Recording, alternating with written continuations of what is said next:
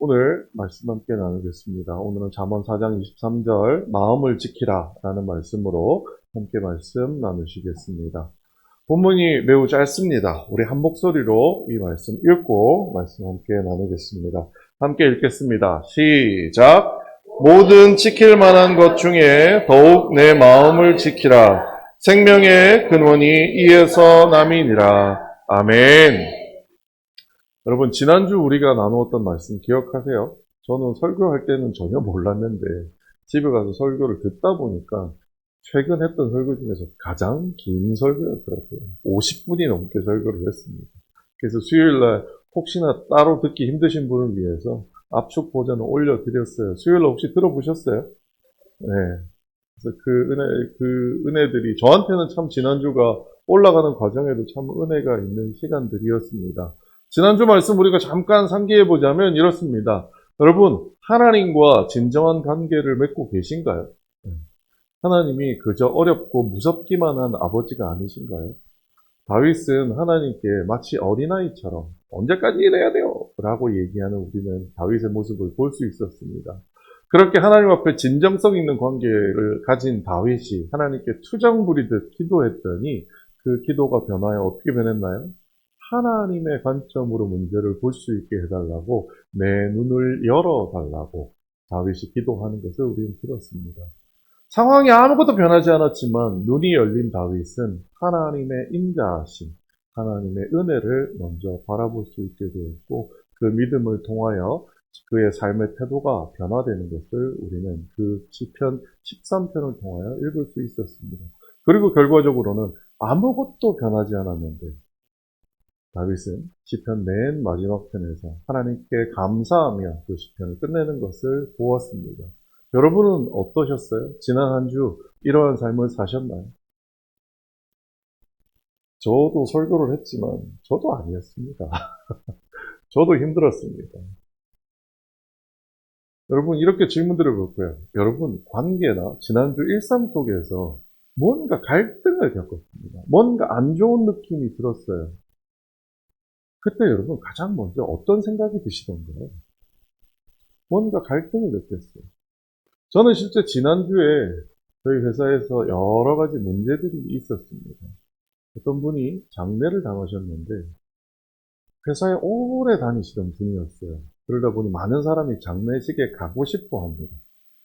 그런데 사실 회사의 경영을 관리해야 되는 제 입장에서는 업무 시간에 그것도 거창이라고 하는 먼 곳에서 일어난 장례에 직원들이 자유롭게 가는 것을 허락하기가 쉽지 않았습니다. 왜요? 회사는 일하려고 출근한 곳이니까요. 그래서 어쩔 수 없이 몇 가지 규정을 만들고 꼭 가야겠다라고 생각하는 사람은 개인 휴가를 내서 가세요 라고 얘기를 했어요. 그랬더니 뒤를 통해서 뒷말들이 들리기 시작합니다. 저거 뒤늦게 들어온 굴러온 돌이 박힌 돌들의 이 마음을 몰라주고 이런 일을 저지른다고 뒷말들이 들려옵니다. 여러분 이 비슷한 일들 많이 있으시죠? 여러분 그런 일들을 겪었을 때 실제 사람들은 두 가지의 경향을 가진답니다. 그런 일을 겪었을 때 누군가는 이 모든 답답하고 어려운 일은 내 탓이야 라고 생각하는 사람이 있대요. 그 누구냐? 접니다. 저는 제가 그 이야기를 하고 제가 그 얘기를 들은 다음에 밤잠을 설쳤어요. 왜요? 거기서 이런 그래 내가 굴러온 돌인데 박힌 돌들의 마음을 몰라줬구나 라는 마음을 좀 가졌습니다. 똑같은 상황에 제에 있는 이사 하나는 니들이 뭔데 하면서 모든 것을 그 다른 사람 탓을 들으면서 야 똑같은 상황에 대해서 어떤 사람은 내 탓을 하고 어떤 사람은 똑같은 상황에 대해서 남 탓을 하는구나 라고 하는 것을 보게 되었습니다. 여러분 어떠세요? 여러분은 갈등의 상황이 벌어지면 나 때문이야 라고 생각하는 편이세요? 아니면 라고 생각하시는 편이세요?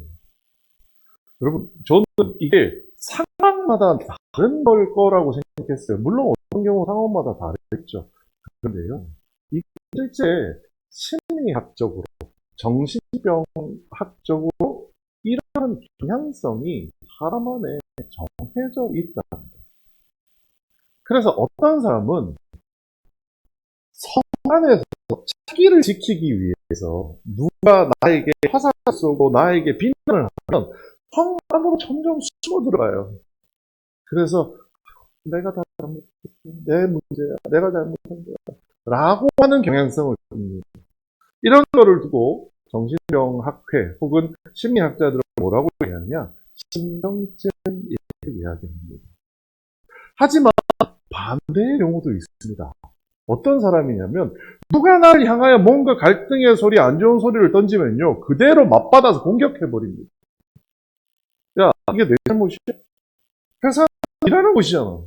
니들이 어떻게 그런 생각을 할 수 있어? 월급 받으려고 회사 다니지, 뭐 무슨 서로 장에서 위로하려고 회사 다니는 거야? 니들이 잘못된 생각이야? 라고 맞받아 쳐버리는 사람이 있다는 거예요. 그 증세가 너무 심한 사람들을 뭐라고 얘기하느냐? 성격장애라고 이야기합니다. 여러분, 신경증, 아까 제가 여기 앞에서 보면 가운데가 있고요. 왼쪽으로 이렇게 가면 모든 일이 내 탓이라고 생각하는 것을 심하게 생각하는 거고요. 오른쪽으로 점점 가면 모든 일이 네 탓이라고 생각하는 사람들이 그 경향이 심해진다는 거예요. 여러분들은 어느 범위 안에 있으세요? 가운데쯤에 모두가 왼쪽 아니면 오른쪽에 속해 있을 겁니다. 근데 어떤 분들은 가운데서 가까이 계실 거고요. 어떤 분들은 가운데서 먼 곳에 계실 겁니다. 그런데요, 먼 곳에 계신 분들은 매우 힘이 듭니다. 별것 아닌 것처럼 들리지만요, 모든 일은 내 탓이야라고 하는 저 경향성이 강해져서 흘리가면 안타깝지만 어디로 가게 되느냐 하면 이렇게 됩니다. 이분 여러분 기억나세요? 아주 어린 친구였는데요. 세상이 나를 향하여 어떤 자극을 던졌을 때 결국 그 자극을 견디지 못하고 극단적인 선택을 하게 됩니다. 반대로 모든 게 네 탓이야 라고 생각하는 사람의 경향성이 막 강해지면은요, 어디로 가냐 하면 이쪽으로 갑니다. 여러분, 이 사건 들어보신 적 있으세요? 강남역에서 의대생이 여자친구를 때려 죽였어요. 왜요? 내 말 안 듣는다. 나랑 헤어지자고 했다. 간단한 얘기가 아닙니다. 모든 것을 내 탓으로 하거나 모든 것을 네 탓으로 하는 거는 우리에게 있어서는 누구나 있을 수 있는 일입니다. 근데 그거를 내버려 두면 어떻게 된다고요? 극단적인 선택들을 할 수밖에 없게 된다. 그런데요, 놀라운 것은 이 두 가지 경향성은 전혀 반대 방향입니다. 그렇죠? 어떤 사람은 내 탓이라고 얘기하고요. 어떤 사람은 다 네 탓이라고 얘기합니다. 여러분, 그런데요, 이 경향성이 발현되는 원인이 딱 한 가지로 똑같은 사실. 두 가지 전혀 다른 양상은 사실 똑같은 한 가지 원인에서 출발한다는 겁니다. 그 원인이 뭐냐면 바로 자기 마음을 보호하려고 하는 방어 기제가 나와라. 누군가는 내 탓이라고 얘기하면서 자기 마음을 보호합니다. 제가 그런 사람이에요. 그래서 제가 곰곰이 생각해 봤어요. 내 탓이라고 생각하면 뭐가 보호가 되지? 저는 불안이 큰 사람이에요. 그래서 내 탓이 아니라 남 탓이라고 생각하면요, 이 문제를 해결하기 위한 주체가 누구가 돼야 돼요? 남이 되어야 돼요. 그 남을 제가 조종할 수 있어요? 못합니다. 그러다 보니 제 마음은 계속해서 불안이 증폭되는 거예요. 그때 제가 쉽게 취할 수 있는 방법이 뭐냐? 이거 다 내 탓이야. 나만 참으면 돼. 나만 이렇게 가만히 있으면 돼. 뭐예요? 내 마음을 나의 불안을 줄이고자 하는 내 마음의 경향성이다. 남 탓하는 사람도 마찬가지예요. 왜 남 탓을 해요? 내 탓이 아니라고 하는 내 마음의 편안함을 갖기 위해서 남 탓을 하고 있다라는 거예요. 이 모든 것의 근원에는 뭐가 있느냐? 바로 마음이 있다. 우리가 알고 있는 마음은 대부분 뭘 생각하시냐면 감정을 생각합니다. 기쁜, 슬픈, 괴로움. 하지만 우리의 마음은 그런 감정을 담는 그릇일 뿐이 아니다라는 거죠. 그렇다고 하면 그리스도인들은 그 건강한 마음을 어떻게 하면 지켜갈 수 있을까요? 오늘 잠언 말씀을 통해서 여러분과 함께 나눠보고자 합니다. 오늘 잠언 말씀 이렇게 얘기합니다. 모든 지킬 만한 것 중에 더욱 내 마음을 지키라. 생명의 근원이 이에서 남이니라. 모든 지킬 만한 것 중에서 더욱 내 마음을 지키라라고 얘기합니다. 여러분, 모든 지킬 만한 거 뭐가 있나요? 여러분 지킬 만한 거. 뭐 있으세요? 제일 1번. 돈. 아닌가요? 두 번째 뭔가요? 오늘 우리 전영민 장로님처럼 건강. 아닌가요? 더 가까이, 현실적으로 보면 가족. 이런 것들이 우리가 지킬 만한 것들입니다. 그래서 여러분 지금 제일 뭘 지키고 싶으세요? 라고 얘기하면 아픈 분은 돈을 지켜야 됩니다. 아픈 분은 건강을 지켜야 됩니다라고 얘기하고 가난해서 힘든 분들은 돈을 지켜야 된다고 얘기하고 가족에 불화나 어려움이 있다면 가족을 지켜야 된다고 얘기해요. 여러분 나름의 지켜야 될 것들이 많이 있을 겁니다. 그런데 지혜를 말하는 잠언서는 그 모든 것 중에서 뭘 지키라고요? 마음을 지키라고 이야기합니다. 여러분 왜 마음을 지키라고요? 마음을 지키는 것이 도대체 뭐길래 돈보다도 건강보다도 마음을 지키라고 얘기하는 거예요. 지난주에 저는 전 팀장들이 포함되어 있는 회의 시간에 회의를 좀 진행을 했습니다. 근데 회의가 생각만큼 잘 진행되지 않았어요. 회의가 끝난 다음에 나왔는데 제 밑에 있는 후배가 저를 붙잡고 이렇게 얘기합니다. 성모님, 오늘 무슨 일 있으세요? 오늘 무슨 일 있으세요? 여러분 이런 질문 받으시면 지금 뭐라고 하시겠어요? 지금 여러분 오늘 무슨 일 있으세요? 하면 아무 일 없는데요. 네, 아무 일 없는데요. 이렇게 얘기하시겠죠.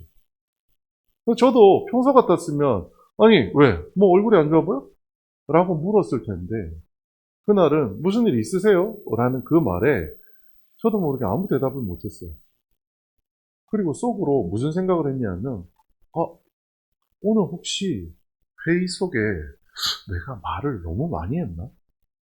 그래서 사람들이 평소와 다른 나를 보며 뭐라고 지금 블레임하는 건가? 라는 생각을 하게 되었습니다. 여러분은 어떠세요? 실제 똑같은 질문인데요. 그 질문이 다르게 들립니다. 퇴근길에 아내가 저를 보고 이렇게 묻습니다. 오늘 늦네? 늦었네? 이렇게 얘기합니다. 근데 회사에서 아무 일이 없는데 그냥 어쩌다 늦었어요. 그럼 그냥 어떻게 버스가 막혀 그래서 늦었네. 근데 회사에서는 안 좋은 일이 있어서 내 마음이 불편해.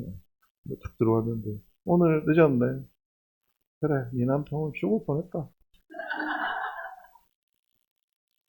여러분 그렇지 않나요?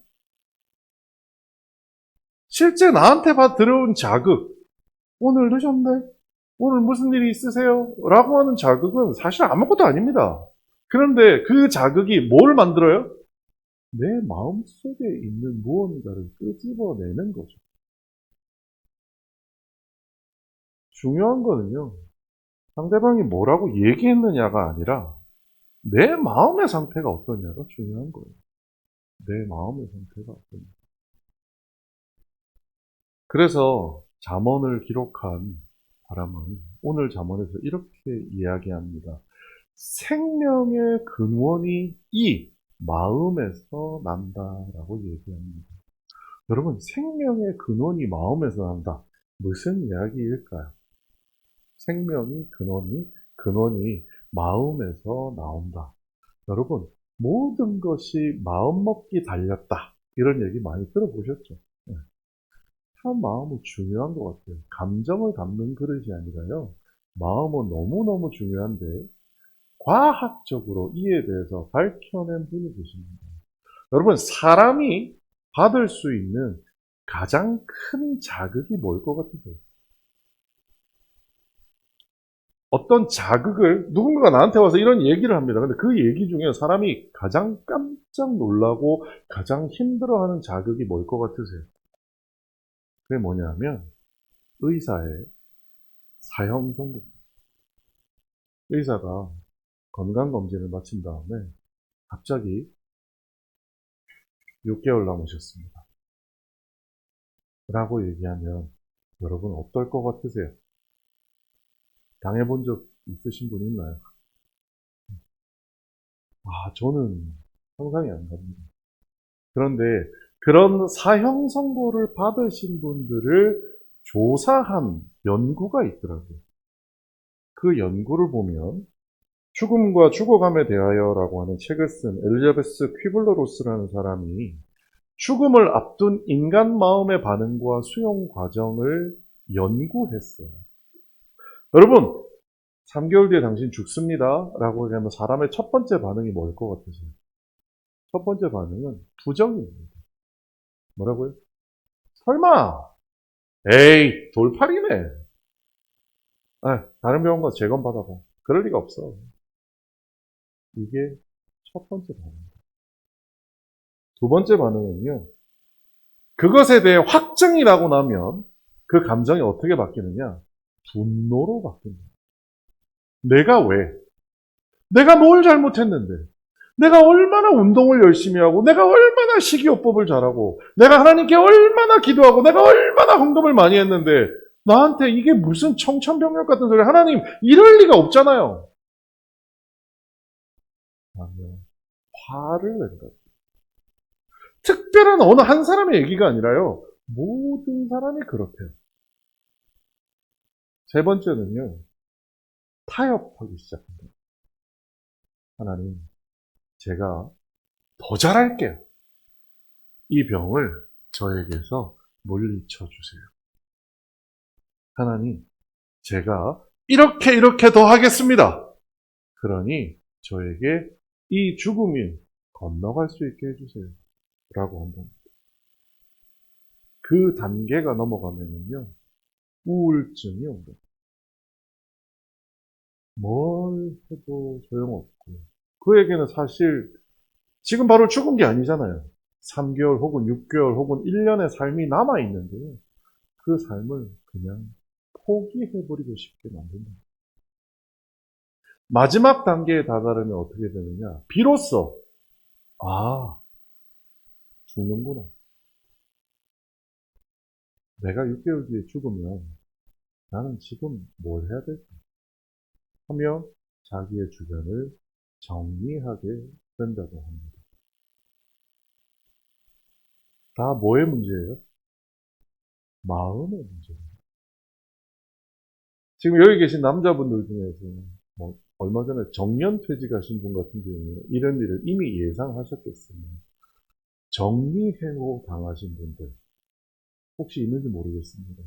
정리해고를 경험하신 분들은 그 정리해고 과정에서 똑같은 마음의 변화가 일어난다고 합니다. 내가 이 회사를 위해서 얼마나 열심히 일했는데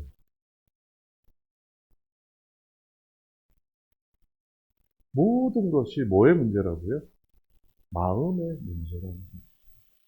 엘리자베스 퀴블러 로스라고 하는 이분의 연구에 따르면 인격적 성장이 뛰어나신 분은 이 단계가 매우 짧게 마지막 수용의 단계로 가는 반면 인격적 수양의 단계가 높지 않은 준비되지 않은 사람에게는 이 단계가 아주 오랫동안 가다 보니 맨 마지막 순간에 수용의 단계까지 가지 못하고 분노의 단계에서 생명이 끝나는 분들도 꽤 많이 있다는 이야기를 들었습니다.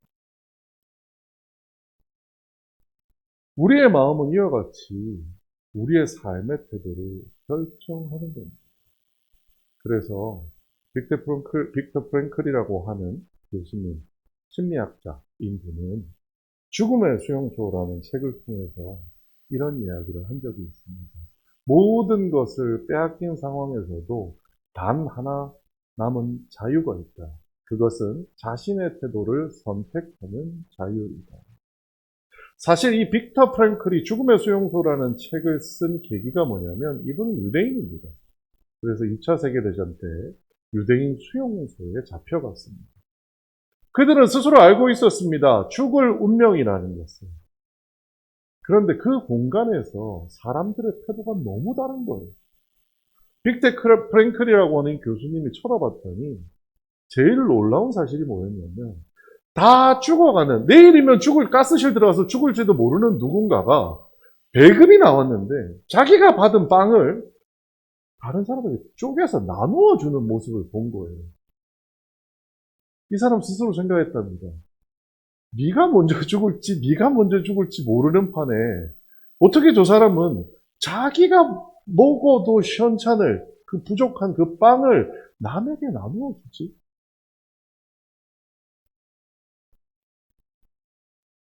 안에 있는 수용자들을 면밀히 살폈더니 누군가는 그 안에서 좌절하고 우울감에 빠져서 더 이상 삶의 의욕을 갖지 못하고 사는 사람이 있는가 하면 누군가는 뻔히 눈앞에서 몇백 명씩 하루에 가스실에서 죽어가는 걸 보면서도 열심히 그 현장에서 살아가더라는 거예요. 그래서 이 사람들은 왜 이러지? 라고 했더니 다 그러더랍니다. 나는 있잖아. 대학을 다니다 들어왔는데 그 대학을 졸업해야지 내가 생각했던 꿈꾸던 것을 할 수 있어. 난 나가서 대학을 졸업하려고 해. 라는 황당한 이야기를 들었다는 거예요. 누군가는 이렇게 얘기했답니다. 나는 지금 여기 끌려 들어와 있지만 내 아내와 내 자녀들은 지금 아직 도망가서 어딘가에 살고 있어. 내가 여기에서 버텨서 살아나서 그 아내와 아이들에게 돌아가야지. 우리 아내와 아이들이 잘 살잖아. 이런 생각으로 그 수용소의 생활을 버텨내서 마침내는 실제 빅터 프랭클과 함께 그 수용소에서 죽음을 맞지 않고 탈출하는 사람들 혹은 전쟁이 끝날 때까지 살아남은 사람들이 있었다라고 하는 겁니다. 왜요? 뭐 때문에요? 그 사람들이 더 건강해서요? 그 사람들이 체질이 특별해서요? 아니, 그들의 마음이 달랐기 때문에. 그래서 우리는 이 마음이 삶을 해석하는 시선이자 반응이자 말이자 결정이자 태도의 중심이라고 우리는 생각하는 겁니다. 그래서 잠언에서 뭐라고 얘기해요? 모든 생명이 1호부터 나온다라고 얘기하고 있는 겁니다. 그렇다면 그리스도인의 마음 지키기는 어떻게 하면 할 수 있을까요? 우리는 어떻게 하면 마음을 지킬 수 있을까요? 우리는 지난주 시편 13편을 봤습니다. 똑같습니다. 우리도 다윗처럼 어떤 생각을 해요? 하나님 언제까지 이래야 돼요? 하나님 힘들어요. 투정 부릴 수 있습니다. 하지만 그 진정한 관계 뒤에서는 뭐가 돌아와요? 하나님 내 눈을 밝혀주세요 라고 기도하는 다윗처럼 우리도 하나님께 우리에게 이런 마음을 주세요 라고 하는 것을 간구해야 합니다. 하지만 위기가 닥쳤을 때 이것을 간구하면요 쉽지 않습니다. 왜요? 3개월 뒤에 죽는다는데 여러분 마음을 수용할 정신이 있으시겠어요? 내일 혹은 다음 달에 회사에서 나가라는데 여러분 마음을 수용할 정신이 있으시겠어요? 우리는 언제 마음을 관리해야 되느냐? 바로 지금입니다. 아무 일 없을 때요. 지금 우리는 마음을 관리해야 됩니다. 그 마음을 관리하는 첫 번째 잠언에 있는 말씀인데요. 우리 함께 읽어보겠습니다. 시작! 내 아들아 나의 법을 잊어버리지 말고 내 마음으로 나의 명령을 지키라. 아멘. 뭐를 지키라고요? 나의 법과 나의 명령을 지키라는 거예요. 여러분, 하나님의 법과 명령이 어디에 기록되어 있어요? 말씀 속에 기록되어 있습니다. 그래서 우리가 제일 먼저 마음을 지키기 위해서 해야 될 게 뭐냐면 말씀을 내 마음에 새기는 겁니다. 여러분은 어떤 말씀이 여러분 마음에 새겨져 있나요? 저는 설교를 시작하면 여러분에게 고백 드렸어요. 저는요, 꽤 많이 왼쪽에 치우쳐져 있는 사실상 신경증 환자입니다. 여러분이 그냥 일반적으로 내가 좀 잘못했나 봐 라고 하는 생각의 수준이 저는 아닙니다. 저는 아침에 어떤 일이 벌어지면 어떤 갈등이 생기면요 새벽 2시 반, 3시면 깹니다. 그래서 3시에 깨서 갑자기 고민하기 시작합니다. 내가 아침에 그 말을 안 했으면 괜찮았을 텐데, 내가 아침에 그 친구한테 손을 내밀지 않았으면 괜찮았을 텐데. 제가 새벽에 일찍 일어나는 이유는 그거 하나 때문이에요. 정말 심각한 병증이라고 저는 생각합니다. 그런 제가 충분한 은혜 받은 말씀이에요. 밑에 있는 말씀입니다. 제 말씀이지만 우리 같이 한번 읽어볼까요? 시작. 그러므로 이제 그리스도 예수 안에 있는 자에게는 결코 정죄함이 없나니. 아멘. 그러므로 이제 그리스도 예수 안에 있는 자에게는 결코 뭐가 없어요? 정죄함이 없나니. 저는 요즘 아침에, 요즘도 새벽에 깨요, 똑같이. 새벽에 깨서 제가 기도합니다. 요즘, 오늘 낮에 제가 어떤 일이 있었거든요. 근데요, 솔직히 잘 모르겠어요. 이게 내가 잘못한 건지, 아니면 그 상황이 내가 잘못한 게 아닌 다른 사람이 잘못한 건지 잘 모르겠습니다. 근데 하나님 아시죠? 저는요, 그런 상황이 생기면 다 내 탓이라고 생각해요. 그래서 지금 내 마음이 너무 힘들어요. 그런데 예수님이 로마서에서 말씀해 주셨잖아요. 바울을 통해서 말씀해 주셨잖아요. 나에게는 뭐가 없다고요? 정죄함이 없다고 말씀해 주셨잖아요. 설령 내가 죄를 지어 잘못한 것일지라도 그 죄도 용서해 주시는 게 예수님이라고 얘기하셨으니 예수님 그냥 발 뻗고 잘게요. 그러고 기도해요. 여러분에게 이런 말씀이 있으세요? 저는 남 탓할 때 어떤 말씀을 떠올려야 될지도 알고는 있는데 여러분 한번 찾아보십시오. 혹시나 여러분의 성향이 남 탓하는 아주 극단적으로 하면 나르시즘이라고 얘기하는데요. 나르시시즘에 있으신 분들이라면 또 말씀을 붙잡아야 될 것들이 있습니다. 여러분 그런 말씀이 여러분 마음에 붙잡으셔야 이러한 위기, 마음의 위기의 상황이 됐을 때 그 말씀 붙잡고 일어날 수 있는 겁니다. 그래서 말씀을 우리 마음에 새기는 것이 우리의 마음을 지키는 첫 번째 과제라고 저는 생각합니다. 자, 두 번째, 우리 같이 한번 읽어볼까요? 시작. 구부러진 말을 내 입에서 버리며 비뚤어진 말을 내 입술에서 멀리하라. 아멘. 무슨 말일까요? 말 조심하라는 거예요. 저는 이 말을 읽으면서 뭐라고 생각했냐면, 그럼 말을 하지 말라는 말인가? 라고 생각을 했어요. 그런데요, 제가 너무 좋아하는 스트레스 해소법이 있어요. 여러분도 똑같아요. 어떤 거요? 수다. 수다. 여러분 수다, 주변에 마음 맞는 사람하고 수다를 막 떨다 보면 어때요? 막 답답하던 마음이 막 편해지죠. 네. 저만 그런 거 아니죠? 네. 여자분들만 그런 거 아니에요. 남자분들도 그래요. 마음 맞는 사람들끼리 막 수다 떨다 보면 언제 그랬냐는 듯이 없어집니다. 그런데 저는 이 말씀을 읽으면서 그럼 뭐 그런 거 하지 말라는 소리인가? 라고 고민을 했어요. 아닙니다. 오늘 본문 보면 구부러진 말과 삐뚤어진 말을 버리라는 거예요. 제가 요즘 가장 조심하는 게 하나 있어요. 뭐냐면 그 사람이 없는 곳에서 그 사람의 험담을 안 하려고 애를 씁니다. 안 하느냐? 아니에요. 저도 해요. 솔직히 말씀드립니다. 저도 해요. 하지만 안 하려고 애를 써요. 아주 공식적으로 밝혀진 사실은 이야기할 수 있겠으나 내가 어디서 들은 카더라를 가지고 누구 앞에서 다른 사람의 험담하는 일을 안 하려고 해요. 왜냐하면 여러분 말이 얼마나 무서우냐면요. 여러분 말을 하다 보면 아까 제가 이렇게 그래프처럼 그린 거 보이시죠? 누군가는 내 탓이다라고 하고 누군가는 남 탓이다라고 해요. 우리는 모두가 어떤 자극이 들어오면 어느 지점에 가 있습니다, 이미. 근데 여러분, 말을 하면서 그 내 탓이다, 남 탓이다라고 하는 것을 말로 한번 해보세요. 어떤 일이 벌어지나. 어떤 일이 벌어지냐면요. 점점 더 네 탓이다 라고 하는 쪽으로 가기 시작합니다. 혹은 저 같은 경우는 점점 더 내 탓이다 라는 쪽으로 내가 극단적으로 가게 됩니다. 말은요, 우리의 마음의 경향성을 증폭시키는 일을 하는 것 같아요. 왜요? 말은 마음의 배출구이기 때문에. 내 마음속에서 네 탓이야 라고 하는 마음의 생각이 들 수 있습니다. 그런데 그게 내 입 밖으로 야, 네 탓이다 라고 얘기하면 네 탓이다 라고 얘기하는 말이 다시 어디로 들어와요?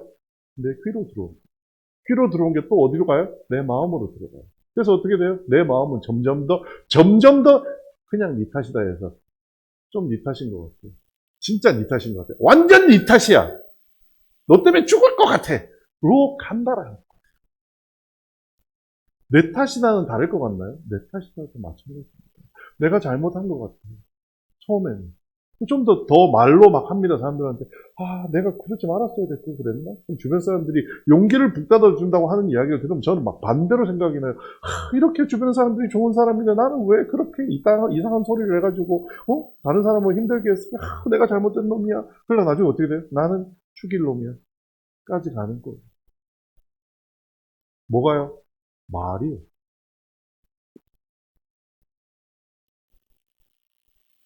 말을 여러분 마음속에 있는 것을 말로 밖으로 내밀게 되면요. 여러분의 경향이 계속 증폭되어서 점점 더 끝으로 갑니다.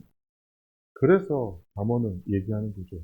구부러진 말 하지 말고요. 삐뚤어진 말 하지 말라는 거예요. 뭐예요? 내 마음이 구부러지고 내 마음이 삐뚤어진 상태라면 내 말이 어떻게 돼요? 구부러지고 삐뚤어진 말이 나와요. 그때는 말을 하지 않는 게 좋다.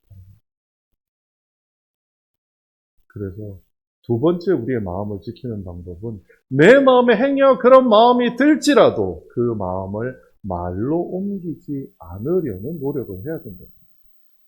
세 번째, 우리 같이 읽어보겠습니다. 시작. 너는 마음을 다하여 여호와를 신뢰하고 내 명철을 의지하지 말라. 범사에 그를 인정하라. 그리하면 내 길을 지도하시리라. 너는 마음을 다하여 누구를 신뢰해요? 여호와를 신뢰하고 내 명철을 의지하지 말래요. 너는 범사에 그를 인정하면 그가 내 길을 지도하시리라고 이야기하고 있습니다. 우리가 마음을 지키기 위해 평소에 노력해야 되는 세 번째이자 가장 중요한 것은 뭐냐? 범사의 주를 인정하는 일입니다. 내 마음에 이런 생각이 들어요. 하나님, 이거 내 탓 같아요. 혹은 누군가는 내 마음에 하나님, 이거 제 탓 같아요. 라는 생각이 들어요. 그게 누구의 얘기예요? 시편 13편. 다윗의 시에 처음 다윗의 마음이었을 겁니다. 그런데 놀랍게 다윗은 자기를 죽이려고 쫓아오는 사울 탓을 하나요? 안 합니다. 누구 탓을 해요? 하나님 탓을 해요. 뭐라고요? 하나님 어디 가셨어요? 나 죽겠는데 어디 가셨어요? 여러분 마음에 그런 생각이 들면요. 이렇게 생각하십시오. 왼쪽으로 가면 내 탓을 하는 거고요. 오른쪽으로 가면 네 탓을 하는 겁니다. 그런데 아까 그래프에 제가 가운데 하얀 선을 그어놨습니다.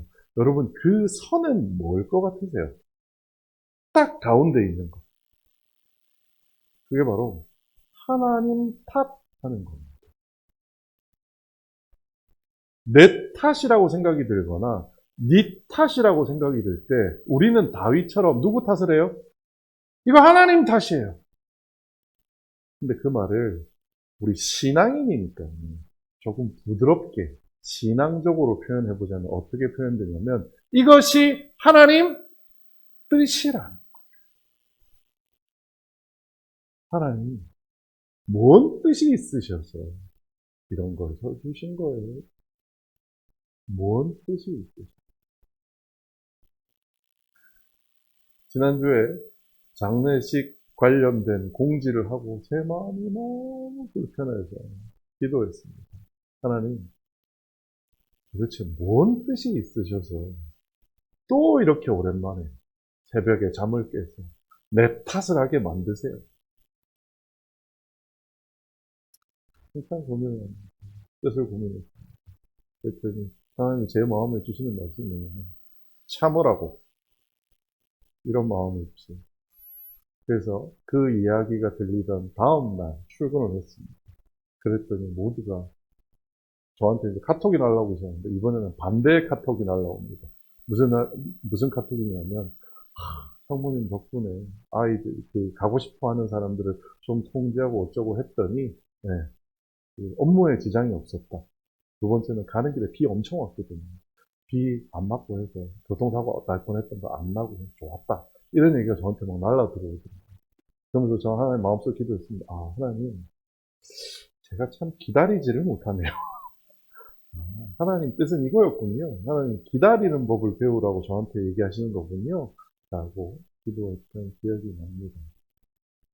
여러분, 어떤 자극에 내 탓을 하거나 남 탓을 하기 전에요. 하나님 뜻이 뭔지 물어보십시오. 그게 우리의 마음의 중심을 가운데 유지하는 방법입니다. 우리가 이럴 수 있는 이유가 뭐예요? 내 자신의 경험보다, 내 자신의 지식보다 훨씬 큰 분이 누구예요? 하나님이시라는 거예요. 저는 제가 지금 있는 회사가 망하면 중간 죽을 것 같아요.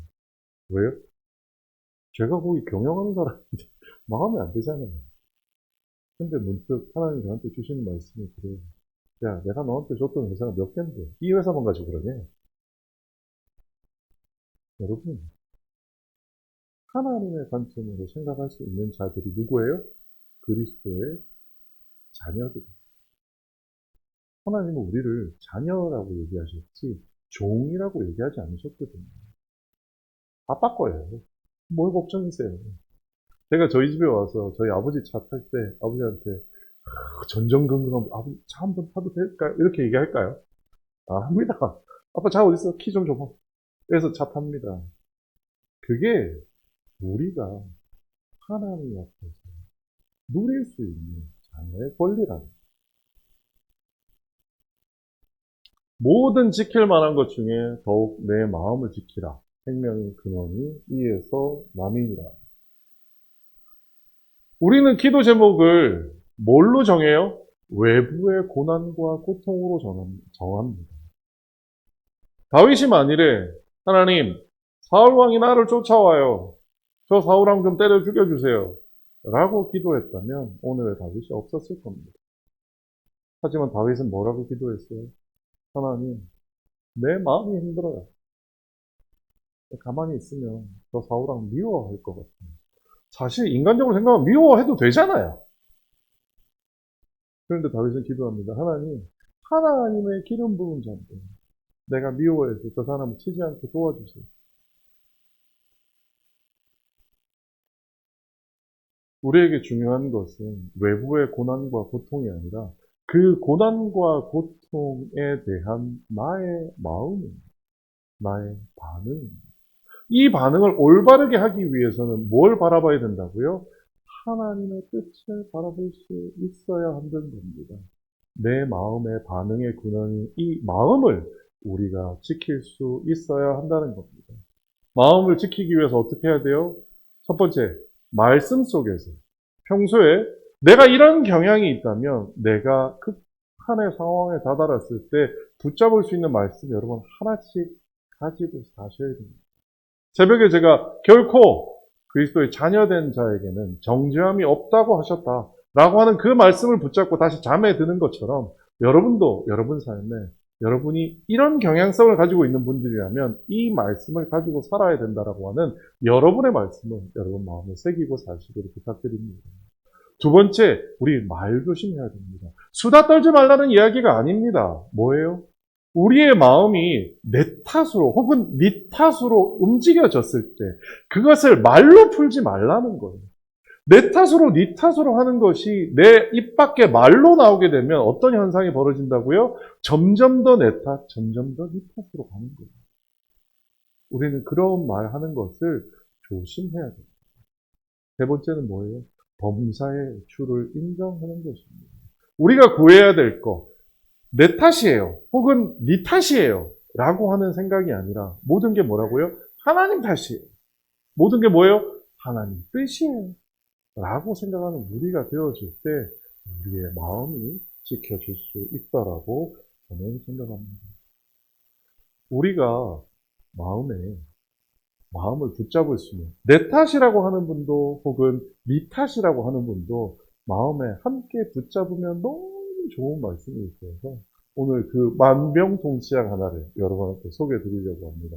우리 한 목소리를 함께 읽어보겠습니다. 시작. 내가 궁핍함으로 말하는 것이 아니니라. 어떠한 형편이든지 나는 자족하기를 배웠노니 나는 비천에 처할 줄도 알고 풍부에 처할 줄도 알아.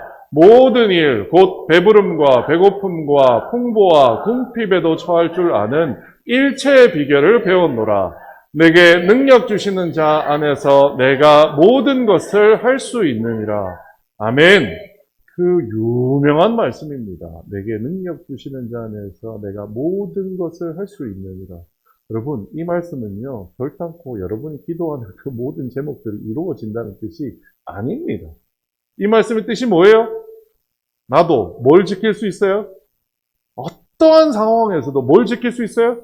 내 마음을 지킬 수 있다는 뜻이에요. 내게 능력 주시는 자 안에서 내가 어떤 상황에 오더라도 나는 하나님 앞에 부끄럽지 않은 내 마음을 지킬 수 있다라고 하는 것이 누구의 고백이에요? 바울의 고백이자 오늘 저의 고백이자 우리 초대교회에 있는 모든 성도들이 고백이 될 수 있도록 하나님의 이름으로 부탁드리겠습니다. 기도하겠습니다. 지금은 우리 주 예수 그리스도 은혜와 하나님 아버지의 크신 사랑과 성령님의 감동 감화하심과 충만하심이 오늘도 마음 문이 하나님을 향하고 예수님을 향하고 성령님을 하여 열려있는 저희 모두들 머리 위에와 피로가 값주고 세우신 초대교회와 곳곳마다 주께서 허락하시어 세워진 선교 교회들 위에 그리고 우리가 사랑하며 기도하는 나라 민족 위에 영원토록 함께 계시옵기를 간절히 축원하옵나이다.